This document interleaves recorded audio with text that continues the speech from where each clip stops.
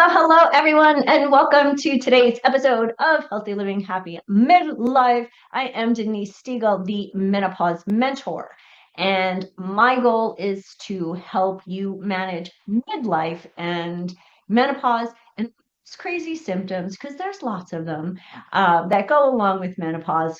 No sweat. So today, I want to talk about the month of February. It is the beginning of February.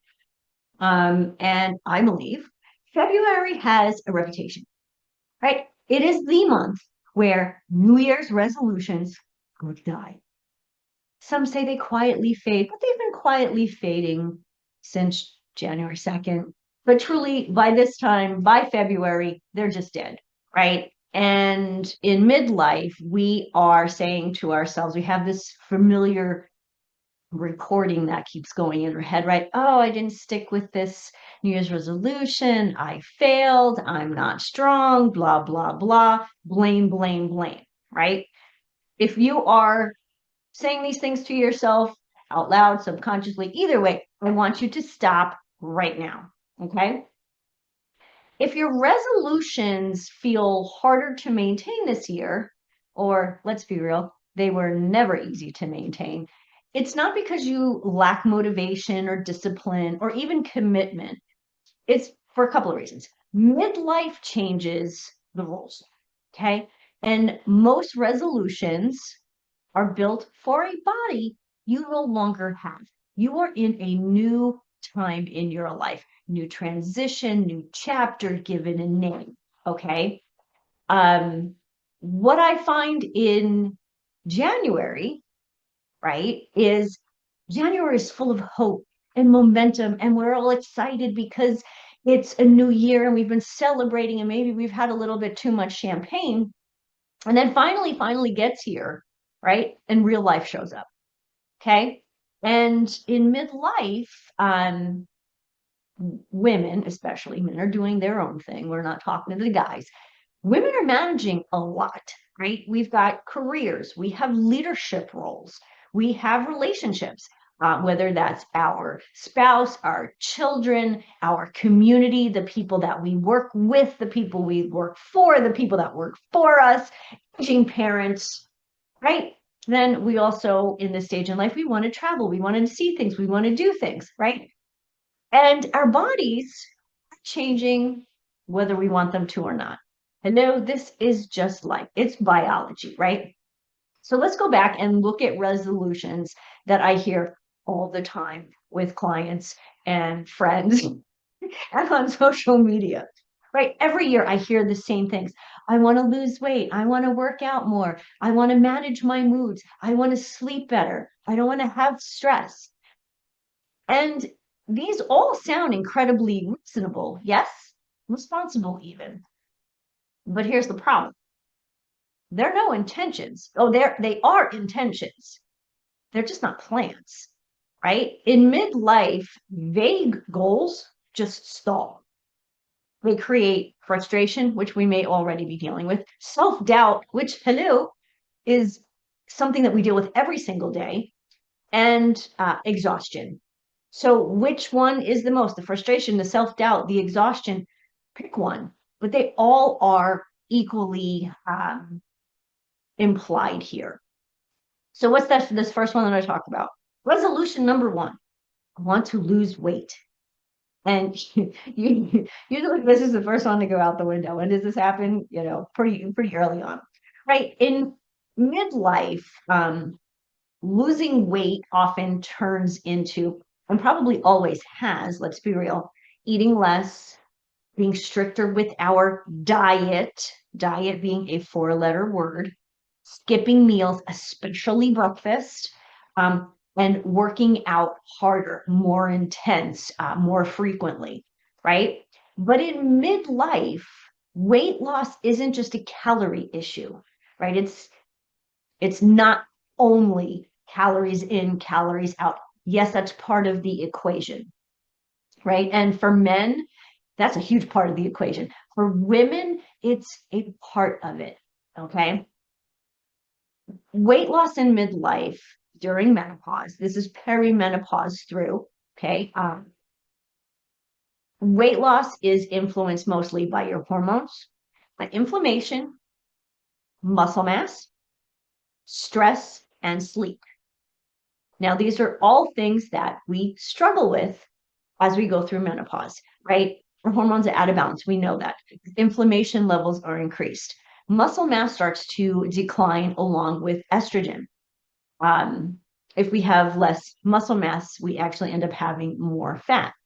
Estrogen also, dropping estrogen also creates that menobelly, like fat starts to redistribute in our bodies, and it tends to go right to our bellies, right? Stress.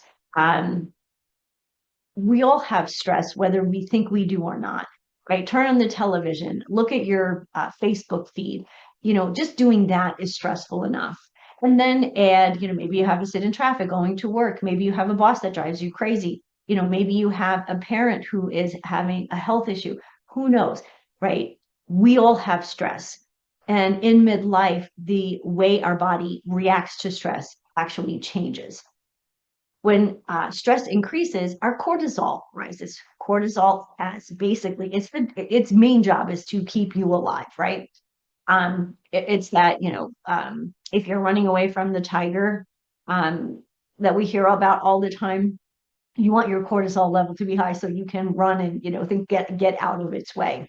Um, so essentially, cortisol holds onto energy again, especially around our middle. So when dieting harder, I hate to say that, dieting has never been a great option for weight loss. It works for a short period of time while you're on the diet, right? As soon as you go off the diet, it stops working. Shocker, right? So when that doesn't work, we just assume that we're doing something wrong, right? Well, we were on this diet and we lost the weight, right? But we weren't eating enough. We didn't have enough protein. Maybe we weren't eating enough calories, so now we're tired, right? And if we're not eating, if we don't have enough nutrients, we're actually creating stress in our body, and our cortisol level goes up. So all of these things, again, this is not just calories in, calories out here. There's a lot of other things going on. So you're not doing anything wrong. Just know that. This is a strategy that no longer fits you. Simple, right? In midlife, the focus shifts from restriction to metabolic stability, right? Supporting your blood sugar, protecting muscle, maybe building some muscle. That's probably what we need to be doing. Calming inflammation and improving our sleep. For most of the women that I know, sleep tends to be one of the bigger challenges. So sleep and weight gain, they go hand in hand because of cortisol. So when these systems are supported, however, weight loss actually is part of the result, right? Not a daily battle with food and with weight and all of those things. So next thing, resolution number 2. I'm going to work out more. Sounds productive till you ask the question, more what? What does it even mean? More intensity, more exhaustion, more soreness? In midlife, during menopause, perimenopause and through, harder is not better, right? Smarter is better. As estrogen declines, we naturally lose muscle mass and bone density unless we actually intentionally protect them. Recovery also takes longer. So this is an important piece. Many women are working out more than ever, right? But you're feeling more tired, you're getting more inflamed, you're less resilient, you're more prone to injury, right? That's often a cortisol issue, not a motivation issue. Let's see how I mentioned cortisol again. Midlife bodies, your midlife body thrives on strength training. Yes, picking up weights, ladies, intentional movement, and adequate recovery. Now, depending where you are in the phase of perimenopause, menopause, postmenopause, that recovery may be a little different, right? And we're all individuals. So somebody the same age as me who's at the same place necessarily in menopause may need something different than I. Right, your workout should build energy, not drain it. Okay. Resolution number 3. I want to manage my moods. Okay, this one deserves some compassion. I'll give you that. If you've noticed that changes in your patience, your emotional resilience, your tolerance to stress. This is important. This matters. Mood changes in midlife are not a personal failing, right? People just think, oh, I'm just overwhelmed. I'm not strong enough, whatever it is. It's not. It's your chemistry. Okay. Progesterone, it's a calming hormone, declines first. It actually starts to decline when you're 35. Who knew, right? At the same time now, your stress is increasing and your cortisol is rising, right? All of these hormones work together. When they're working together in a nice, in a, not in a balanced way, that's not the word I want to say. When they are working together in harmony, that's when we have weight loss. That's when we feel better. This is when our moods are in order. So the combination that makes emotional regulation harder, even for women who've always been steady and capable and calm, right? It's this drop in progesterone and increase in these other cortisol and stress. So this isn't about thinking positively, right? You know, you could have a positive outlook on life, but still be struggling with mood swings or challenges with tolerating stress, or just, you know, blowing up every now and then, right? It's kind of like, oh, I've just had enough, right? If this is about supporting your nervous system, calming your nervous system, right? Through nourishment, through movement, through setting boundaries and recovery. And that recovery, whether that's from your workouts, from work in general, from a heated conversation you had with someone, right? When your system is supported, your mood improves. It just does. Number 4, resolution number 4, people are always telling me, Denise, I want to sleep better, right? Sleep is the foundation of life, right? Everything else depends on it, right? If you're not sleeping, weight loss is hard, right? Cortisol increases, right? Mood is harder, energy drops, motivation fades.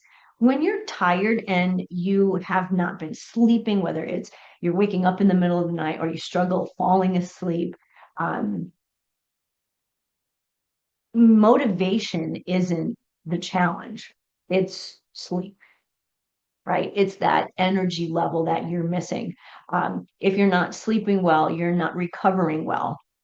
Whether that's after a workout, it could be physical, it could be mental, like all the emotions, the things that we have going on that our brain is trying to kind of incorporate into memory. All of those things are disrupted when we're not sleeping, right? What is influenced, you know, what is influenced by sleep, or what midlife sleep is influenced by, sorry, a little backwards there, a little dyslexic here today. Your cortisol rhythm, it's cortisol again, blood sugar swings, hormone shifts, stress, daily habits, right? Or if you're somebody who's sitting up until 2 o'clock in the morning watching the news, or who knows, binge watching TV programs, and then you're struggling to sleep, that may be a habit we need to change, right? So telling yourself, I just need to sleep better, that doesn't work. You can't force sleep. You actually have to create a condition for sleep. And it's your daily rhythms, it's consistent routines, it's balanced nourishment, right? If you're having a heavy meal and then going to bed shortly thereafter, you're really gonna struggle to sleep. Why? Your body's trying to digest. You are now laying down, you have a full stomach. All of a sudden, you're noticing you have indigestion, right? All of these things happen. And again, this is through daily routines, balanced nourishment, making sure that we're eating protein, healthy fats, and carbohydrates at each meal, right? Reducing stress. And again, recovery. I know it sounds like I'm repeating myself. I am, because so many of these challenges that we struggle with focus on the same, or I guess are focus on the same things, right? So sleep responds best to structure, not pressure. So the real reason, I think, I know, I believe, because I've seen this, done this, taught this for many years, right, is in midlife, resolutions don't fail because you quit, right? They fail because there was never actually a plan, right? There are no steps, there's no structure, there's no guidance, no understanding how hormonal shifts change the rules. Yeah. the sad thing is nobody handed us this book. Like when you were having children, right? There's that book, What to Expect When Expecting. Nobody wrote the book, What to Expect as you start to go through perimenopause at 37, right? So understanding this is essential. Um, in midlife, we don't respond to hustle as much as we did, right? When we were, in our teens, in our 20s, and even in our early 30s, we could go, right? Our bodies now are kind of tired of that, right? And it's in this new phase, right? So instead of the hustle, our body responds to alignment instead. And this is exactly why I created the Midlife Metabolic Flip. Isn't about starting over or doing more, right? It's about using a framework designed for hormonal changes, metabolic shifts, real lives, real stress, real bodies, yours, right? Everybody is experiencing similar things, but they're not all the same. But we do live real lives. It's not a textbook, right? Stress is real, whether it's, again, what's going on in the world, right? And our body is our body. This is all we get. We only get this one, right? So we need to understand it in order to treat it well, right? And so we support metabolism. We're going to protect muscle. We're going to calm inflammation, improve sleep, stabilize mood. But this is the best part, without extremes. Right. No punishing workouts, no crazy diets. We don't do diets because that's a 4-letter word. Right. We're not kind of going, okay, this is going to work this time. This is going to work this time. Right. It's not about the struggle. It's about thinking things through and doing things that work for our bodies. So if February has you wondering, is this just how it's going to be moving forward? Know this. It does not have to be. February is not failure. It's feedback. Right? We used to say this all the time, mistakes aren't, or failure isn't, the be all end all. It's a learning experience. And really, that's what this is. It's a learning experience, right? And it's often the moment that women in midlife stop blaming themselves and start choosing a smarter path forward, right? We want to do that for our kids. We want them to be on a good path. We want them to eat well and move well and all of those things. We deserve the same. So if you're ready for a plan that works for this chapter in your life, I do invite you to schedule a midlife metabolic strategy call. And let's build something sustainable, supportive, and aligned with you, who you are, what your goals are. So healthy living actually feels good again. So thanks for listening to today's episode of Healthy Living, Happy Life. I'm Denise Stegall, the Menopause Mentor. And remember this chapter isn't about doing more. It's about doing what works. All right, see you next time. Thank you for joining me for another episode of Healthy Living, Happy Midlife. My hope is that today's conversation left you inspired, encouraged, and ready to take the next step toward creating a vibrant, fulfilling life that you deserve. Remember, you don't have to settle for fatigue, brain fog, or frustration. Midlife is not the end of your story. It's the doorway to your next best chapter. And I'm here to help you walk through it with energy, with confidence, and with joy. So if you're ready to take this journey further, I invite you to schedule a free strategy call with me. The link is in the show notes. And together we'll design a plan that works for you at this time in your life, for your body. So be sure to subscribe, rate, and review the show on your favorite podcast platform. Catch the video version on YouTube so you never miss another episode. Share it with a friend who needs to hear that midlife can truly be the most powerful season of her life. Until next time, I'm Denise Stegall, reminding you that healthy living, happy midlife is just possible. It's yours for the